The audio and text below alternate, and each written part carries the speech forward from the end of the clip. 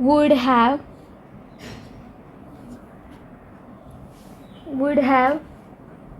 झालंच असतं.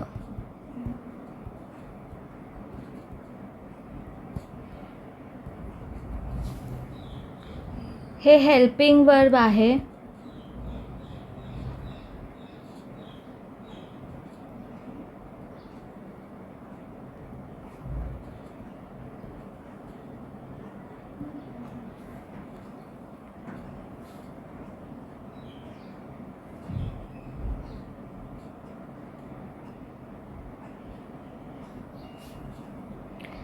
आणि त्याचा आपण ॲक्टिव्ह व्हॉइस बघणार आहोत. तर वुड हॅव म्हणजे झालंच असतं, म्हणजे 100%. म्हणजे आलाच असता, बोलावलंच असतं, समजावलंच असतं, तयार केलंच असतं, किंवा केलंच असतं, किंवा वाचवलंच असतं, किंवा गायलंच असतं, किंवा पास झालाच असता, किंवा सिद्ध केलंच असतं. अशा प्रकारचे जे वर्ब आहेत ना, म्हणजे झालंच असतं किंवा केलंच असतं, 100% झालंच असतं, 100% केलंच असतं. पण 100% असं लिहायचं नाही आहे, पण झालंच असतं, केलंच असतं, असे जे असतं, असे जे वर्ड्स आहेत ना, त्याला वुड हॅव वापरायचं. तर आता आपण एक सेंटेन्स घेऊया. तिने सिद्ध केलंच असतं.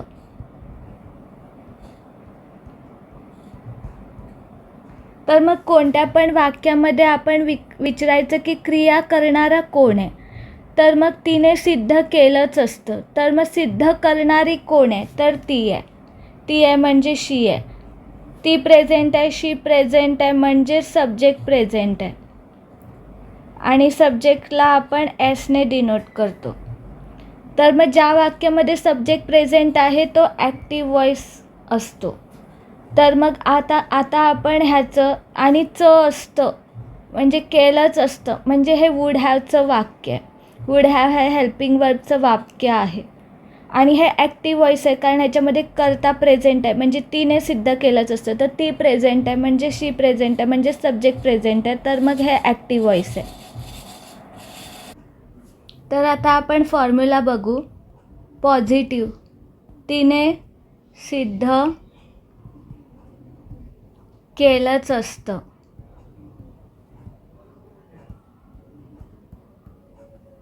तर subject plus would have plus verb third plus object. तर सब्जेक्ट आहे तिने म्हणजे शी, वुड हॅव, वर्ब थर्ड आहे सिद्ध करणे म्हणजे प्रूव्ड. तर मग वर्बचं थर्ड फॉर्म आहे प्रूव्ड. आणि ऑब्जेक्ट म्हणजे उरलेलं वाक्य. तर इथे उरलेलं वाक्य काय आहे नाही म्हणून काय लिहित नाही आपण. तर मग तिने सिद्ध केलंच असतं, शी वुड हॅव प्रूव्ड. तर हे पॉझिटिव्ह झालं. आता आपण ह्याचं निगेटिव्ह बघूया. त्याच्या अगोदर हे जे सिद्ध करणे म्हणजे प्रूव्ह करणे, आणि त्याचं वर्ब 1, वर्ब 2, वर्ब 3 कसं आहे, प्रूव्ड. तर ते बघूया आपण. सिद्ध करणे, प्रूव्ड,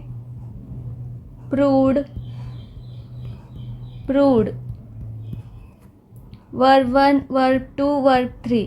असं आपण एक वर्बची प्लेलिस्ट बनवली आहे. त्याच्यात आपण 100 वर्ब्स दिले आहेत जे आपल्याला डेली यूजमध्ये इंग्लिश बोलताना वापरावे लागतात.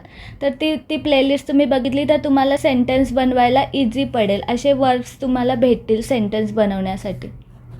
तर आता आपण निगेटिव्ह सेंटेन्स बघूया. तेच पॉझिटिव्ह सेंटेन्सला निगेटिव्हमध्ये कन्वर्ट करूया. तिने सिद्ध केलंच नसतं.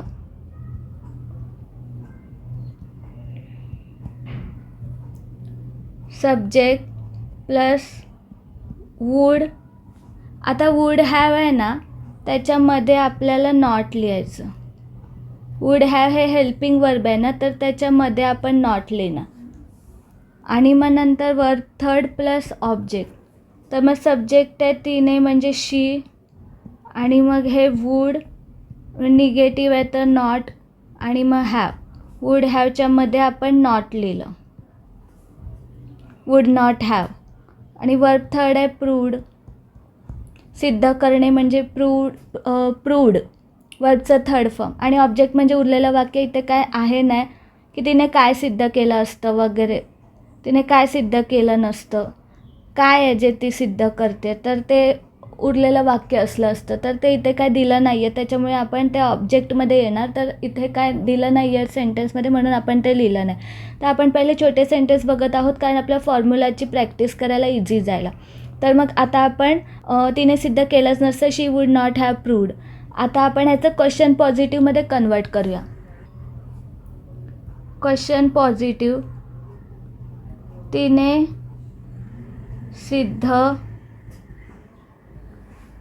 केलंच असतं का. मग काय सब्जेक्टच्या नंतर वूड लिहितो ना आपण, पण क्वेश्चन विचारताना वूड आधी आणि नंतर सब्जेक्ट, आणि मग त्याच्यानंतर हॅव.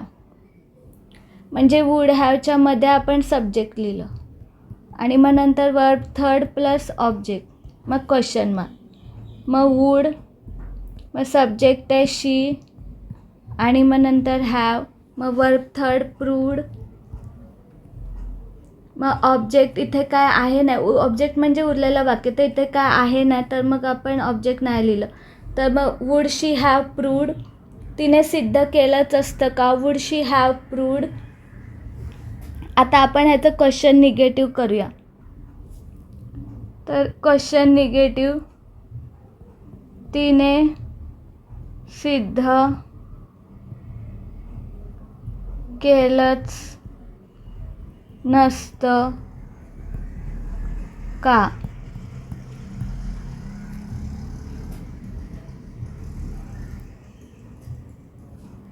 तर मग वूड क्वेश्चन आहे, तर मग वूड पहिलं, त्याच्यानंतर सब्जेक्ट, आणि सब्जेक्टच्या नंतर नॉट लिहायचं, कारण क्वेश्चन निगेटिव्ह आहे ना, तर सब्जेक्टच्या नंतर नॉट लिहायचं. आणि मग नंतर हॅव जसंच्या तसं, वूड हॅवच्या मध्ये सब्जेक्ट येणार आणि नॉट येणार, आणि मग नंतर वर्ब थर्ड प्लस ऑब्जेक्ट, मग क्वेश्चन मार्क. मग इथे वूड, मग सब्जेक्ट आहे शी, सब्जेक्टच्या बाजूला नॉट, आणि मग नंतर आहे हॅव, मग नंतर आहे वर्ब थर्ड प्रूव्ड, आणि ऑब्जेक्ट इथे काय दिलं नाही आहे, तर मग क्वेश्चन मार्क. तिने सिद्ध केलंच नसतं का, would she not have proved. तर हे झालं क्वेश्चन निगेटिव्ह. तर मग आता वूड हॅवचं आपण फॉर्म्युला बघितला. Positive negative, question positive, question negative, ह्या फॉर्मॅटमध्ये आपण वूड हॅवचं प्रॅक्टिस केली. आता आपण वूड हॅवची प्रॅक्टिस करण्यासाठी 5 मराठी सेंटेन्स बनवणार आहोत, आणि त्याला असं 4 पार्ट्समध्ये डिवाईड करणार आहोत. जसं आपण केलं तसंच लिहत जायचं एका नोटबुकमध्ये. तर एक्झाम्पलसाठी आपण 5 सेंटेन्स बनवूया. आता तोंडी बनवूया, पण तुम्हाला लिहून प्रॅक्टिस करायची. तर आपण आता तोंडी कशी सेंटेन्स बनवायची त्याचं आपण तोंडी आता प्रॅक्टिस करूया. 5 सेंटेन्स बघूया कसे बनवू शकतो आपण 5 सेंटेन्स एक्झाम्पलसाठी. तो पास झालाच असता, ही वूड हॅव पास. नंतर निगेटिव्ह, तो पास झालाच नसता, he would not have pass. नंतर क्वेश्चन पॉझिटिव्ह, तो पास झालाच असता का, वूड ही हॅव पास. मग नंतर क्वेश्चन निगेटिव्ह, तो पास झालाच नसता का, would he not have pass. मग नंतर पासचं वर्ब थर्ड फॉर्म आहे PASSED, पास. मग नंतर अजून एक सेंटेन्स बघूया. ती बोललीच असती, शी वूड हॅव स्पोकन. ती बोललीच नसती, शी वूड नॉट हॅव स्पोकन. नंतर क्वेश्चन पॉझिटिव्ह, ती बोललीच असती का, वूड शी हॅव स्पोकन. मग नंतर क्वेश्चन निगेटिव्ह, ती बोललीच नसती का, would she not have spoken. मग हे दुसरं झालं. आता आपण अजून तिसरं बघूया.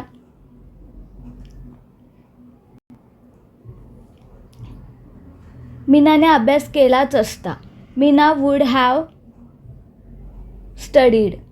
नंतर मीनाने अभ्यास केलाच नसता. Meena would not have studied. नंतर क्वेश्चन पॉझिटिव्ह. मीनाने अभ्यास केलाच असता का? Would Meena have studied. मग नंतर क्वेश्चन निगेटिव्ह. मीनाने अभ्यास केलाच नसता का? Would Meena not have studied. मग हे झालं तिसरं सेंटेन्स. अजून चौथं सेंटेन्स काय बनवू शकतो? आम्ही केलंच असतं. We would have done. Do did done. वर्बचं थर्ड फॉर्म आहे डन. नंतर निगेटिव्ह. आम्ही केलंच नसतं. We would not have done. मग नंतर क्वेश्चन पॉझिटिव्ह. आम्ही केलंच असतं का? Would we have done. मग नंतर क्वेश्चन निगेटिव्ह. आम्ही केलंच नसतं का? Would we not have done. अजून एक सेंटेन्स बघूया. ते आलेच असते. They would have come. Come came come. वर्बचं थर्ड फॉर्म आहे कम. ते आलेच असते. They would have come. नंतर निगेटिव्ह. ते आलेच नसते. They would not have come. मग नंतर क्वेश्चन पॉझिटिव्ह. ते आलेच असते का? Would they have come. मग नंतर क्वेश्चन निगेटिव्ह. ते आलेच नसते का? Would they not have come. अशा प्रकारे आपण 5 सेंटेन्स असं एक्झाम्पलसाठी बनवलेत ओरली, तोंडी. पण आपण लिहूनच प्रॅक्टिस करायची आहे की अशा प्रकारचे सेंटेन्स तुम्ही स्वतःच्या भाषेत बनवा. वेगळे वर्ब वापरा, वेगळे सब्जेक्ट वापरा आणि he she it I we you they असे वेगवेगळे सब्जेक्ट वापरा आणि वेगळे वर्ब वापरा. आणि अशा प्रकारे तुम्ही वेगळे सेंटेन्स बनवा आणि प्रत्येक सेंटेन्सला असे 4 पार्ट्समध्ये डिवाईड करा आणि वहीमध्ये लिहून करा. 52 फॉर्म्युला आहेत. प्रत्येक फॉर्म्युलाचे असे 5 सेंटेन्स बनवा.